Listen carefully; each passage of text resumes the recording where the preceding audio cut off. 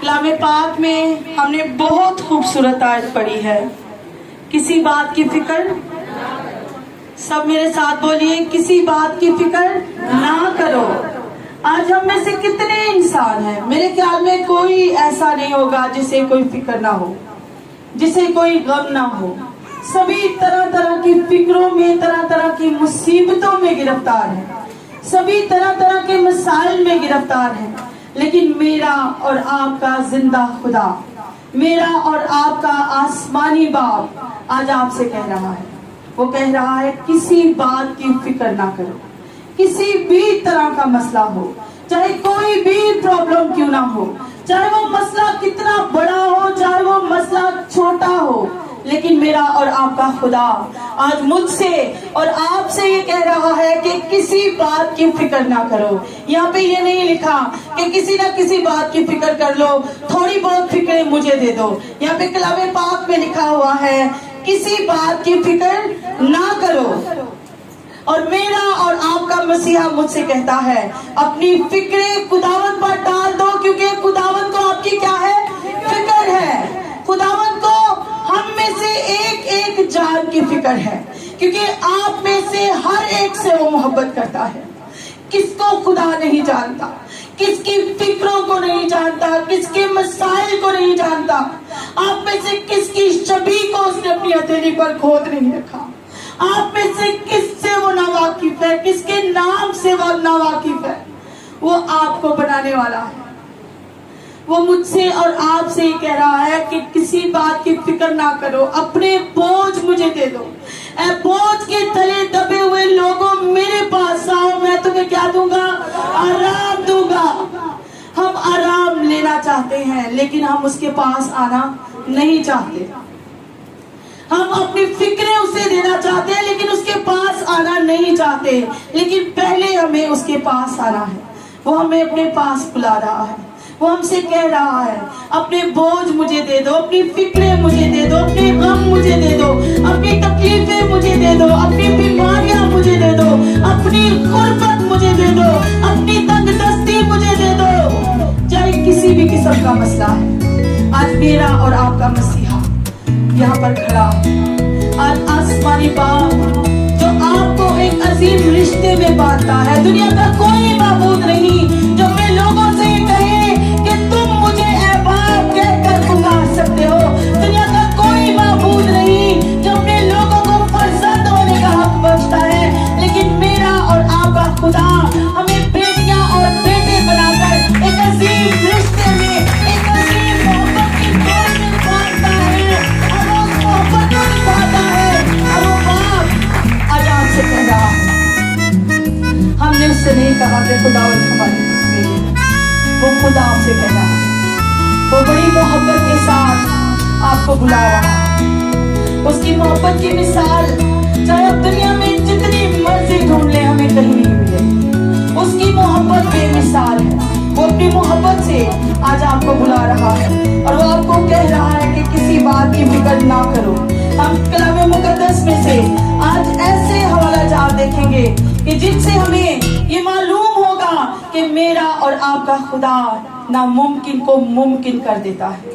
چاہے حالات جیسے بھی ہوں، چاہے مشکل کتنی بڑی بھی کیوں نہ ہو، وہ حالات کو تبدیل کر دیتا ہے، وہ حالات کا رخ بدل دیتا ہے، وہ طوفانوں کا، وہ ہواؤں کا رخ بدل دیتا ہے۔ ہم کلام مقدس میں سے دیکھیں گے پیدائش 26 باب 1 آیت اور 12 آیت، میرے ساتھ نکالیے۔ پیدائش 26 باب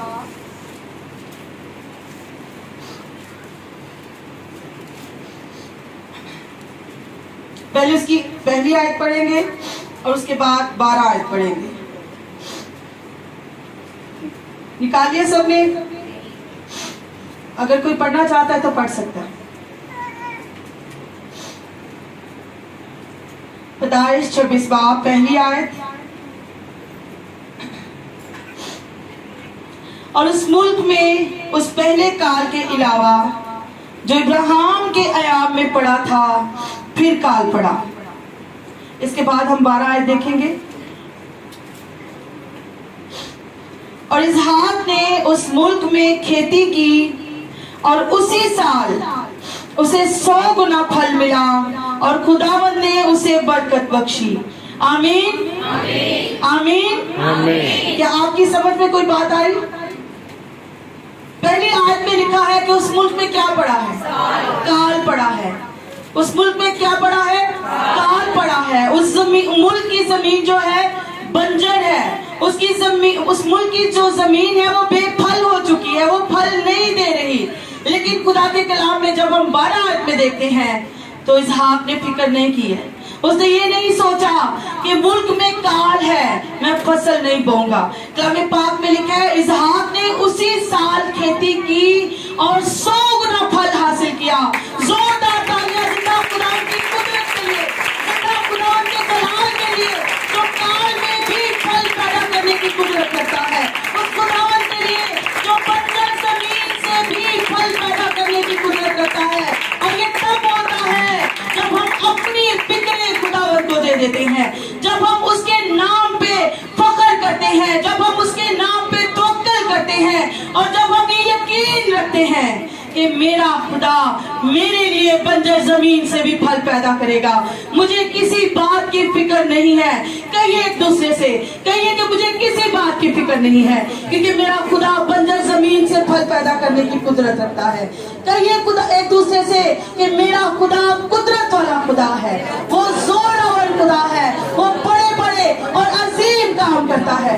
आज अपनी जिंदगी में देखिए, अगर आज हमारी जिंदगी में कोई कमी है, कमजोरी है, काल है, भूख है, तंगी है, आज खुदा का कलाम हमें बता रहा है कि हालात चाहे जितने भी बदल जाए, जमीन चाहे बेफल हो जाए, जमीन अपना हासिल ना दे, आसमान पीतल का हो जाए, लेकिन खुदावंद पर फख्र करने वाले, खुदावंद पर तवक्कुल करने वाले कभी भूखे नहीं होते, कभी हाजतमंद नहीं होते, कभी प्यासे नहीं होते, जो अपनी फिक्रें अपने खुदावंद को दे देते हैं।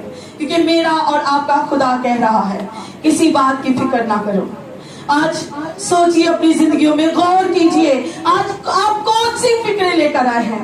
क्या आज आप ये फिक्र लेकर आए हैं कि आपके लिए जमीन अपना हासिल नहीं दे रही? तो आज इसहाक की तरह बड़ा ईमान लेकर अपने बीज को बो दीजिए। जमीन आपके लिए 100 गुना फलों को पैदा करेगी, क्योंकि आपका और मेरा खुदा कुदरत वाला खुदा है। किसी बात की फिक्र ना कीजिए, क्योंकि मेरा और आपका खुदा जोरावर खुदा है। मेरा और आपका खुदा साहबे कुदरत है, साहबे जंग है। वो आपके आगे आगे चलता है और आपके दुश्मनों को शिकस्त देता है। मेरा और आपका खुदा इतना अजीम खुदा है। और कलाम पाक में से हम सारपत की बेवा को देखते हैं। जब एलिया नबी उसके पास गया तो उसने ये फिक्र नहीं की कि मैं और मेरा बेटा क्या खाएंगे, बल्कि जब एलिया नबी ने कहा कि पहले मुझे चपाती बना कर दे तो उसने दी। तो कलाम पाक में लिखा है, क्या लिखा है कलाम पाक में? आप सब बोलिए जरा, क्या लिखा है? कि जब तक काल पड़ा रहा उसके आटे की मटकी में से आटा खत्म ना हुआ और उसके तेल की कुप्पी में से तेल खत्म ना हुआ, क्योंकि उसने अपनी फिक्रें खुदावंद को दे दी और खुदावंद ने उसकी फिक्र ले ली। खुदावंद ने उसे बरकत दी, खुदावंद ने उसके आटे को बढ़ा दिया, खुदावंद ने उसके तेल को बढ़ा दिया। मेरा और आपका खुदा कुदरत वाला खुदा है। मेरा और आपका खुदा जिंदा खुदा है। आज खुदावंद आपसे भी कह रहा है, जब हम खुदा से मोहब्बत करते हैं, जब हम खुदा के लोगों का, उसके नबियों का, उसके खातमों का एहसास करते हैं, तो खुदा आपके रोटी पर, आपके पानी पर बरकत दे देता है। आज खुदावंद आपसे कह रहा है कि फिक्र ना कीजिए। अगर आपके पास थोड़ा भी है, कलाम पाक में लिखा है जो थोड़े में दयानतदार है वो बहुत में भी क्या है? दयानतदार है। अगर आप अपनी फिक्र खुदावंद को दे देंगे, खुदावंद आपके आटे की मटकी पे और तेल की कुप्पी में भी इस बेवा की तरह बरकत देगा और आपके आटे की मटकी में से आटा खत्म नहीं होगा।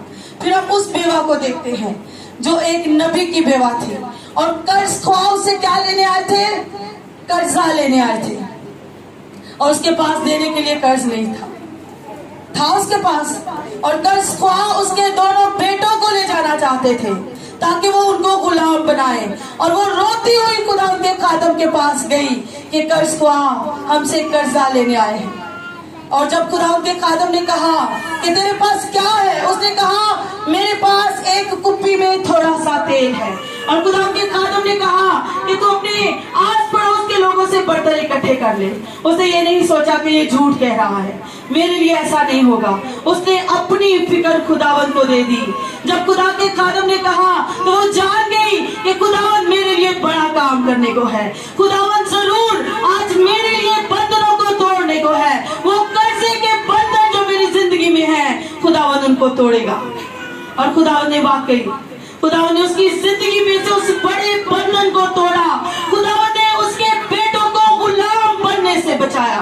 خداوند نے اس کا سارا قرضہ اتار دیا. نہ صرف اس کا قرضہ اترا بلکہ اتنے پیسے اس کے پاس ہوئے کہ وہ ان سے اپنے گھر کا گزارا بھی چلا سکے.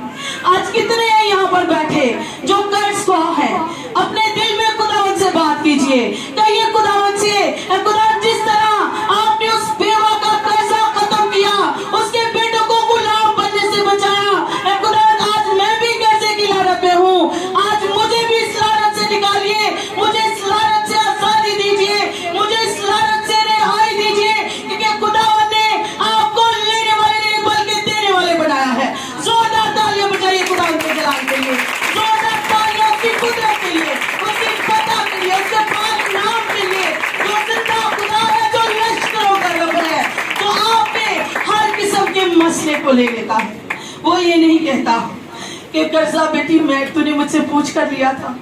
کیا اس نے کہا، اس بیوہ سے کہا؟ نہیں کہا. آج آپ کی مصیبت کتنی بڑی کیوں نہیں ہے؟ آج آپ کا وہ قرضہ کتنا بڑا کیوں نہیں ہے؟ آج آپ سود میں گرفتار ہیں. آج خداوند آپ کو نکالنا چاہتا ہے. اپنی فکریں اسے دے دیجئے، اپنی فکریں زندہ خداوند کو دے دیجئے. وہ بڑی محبت سے آج آپ سے ہم کلام ہے. وہ آج آپ کے سامنے باہیں پھیلائے کھڑا ہے. آج اس کے کلام کو سن کر اپنے دلوں کو سخت نہ کیجیے گا. اگر خدا ہم سے محبت کرتا ہے، اگر باپ مجھ سے اور آپ سے محبت کرتا ہے، تو کیا یہ ہمارا فرض نہیں ہے کہ ہم اس سے محبت کریں؟ کیا ہمیں نہیں چاہیے کہ ہم اس سے محبت کریں؟ کیا ہمیں نہیں چاہیے کہ ہم اس کی محبت کا جواب محبت سے دیں، اس کے آئین کی پیروی کریں؟ وہ آپ کے سامنے کھڑا ہے میرے عزیزو. آج وہ آپ سے کہہ رہا ہے کسی بات کی فکر نہ کرو. آج اپنی فکریں اسے دے دیں، آج اپنے بندن اسے دے دیں، آج اپنے جوئے اسے دے دیں. کیونکہ وہ آج آپ کے بندنوں کو توڑنا چاہتا ہے. وہ آج آپ کو آزاد کرنا چاہتا ہے. وہ آپ کو رہا کرنا چاہتا ہے. وہ آپ کو خوشی دینا چاہتا ہے. وہ آپ کو مسرت دینا چاہتا ہے. وہ آپ کو تسلی دینا چاہتا ہے. وہ آپ کو اطمینان دینا چاہتا ہے. وہ آپ کی زندگی کو خوشیوں سے بھرنا چاہتا ہے. کلام پاک میں لکھے کسی بات کی فکر نہ کرو بلکہ ہر ایک بات میں تمہاری درخواستیں دعا اور منت کے وسیلہ سے کس کے ساتھ؟ شکر گزاری کے ساتھ. کس کے ساتھ؟ شکر گزاری کے ساتھ خدا کے سامنے پیش کی جائے. شکر گزاری کے ساتھ. آج آپ خدا کے سامنے کوئی درخواست کر رہے ہیں تو یہ نہ کہیے کہ جب میری وہ منت پوری ہو جائے گی، جب میرا کام ہو جائے گا تب میں خداوند کی شکر گزاری کروں گا. بلکہ آپ کا کام نہیں ہوا، آپ خداوند کی شکر گزاری کیجئے کہ خداوند نے میرے لیے کر دیا ہے. خداوند نے میرے لیے پہاڑ کو میدان کر دیا ہے.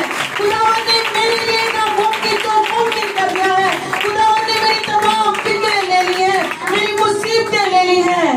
تو کیا وہ آپ کی مشکلیں نہیں لے گا؟ کیا اگر آپ بیماری میں گرفتار ہیں، اگر آپ روز کہیں گے کہ خداوند آپ کا شکر ہو آپ نے مجھے شفا دی ہے، خداوند آپ کا شکر ہو آپ نے مجھے شفا دی ہے، خداوند آپ کا شکر ہو کہ آپ کے کوڑے کھانے سے میں چنگی ہو چکی ہوں، تو کیا کلام پاک میں لکھا وہ اپنے نام کی غیرت رکھتا ہے. وہ آپ کے بدن میں شفا کو جاری کر دے گا. وہ آپ کے لیے ان چیزوں کو جن کا کوئی وجود نہیں ہے. آپ شکر گزاری کریں، اپنی فکریں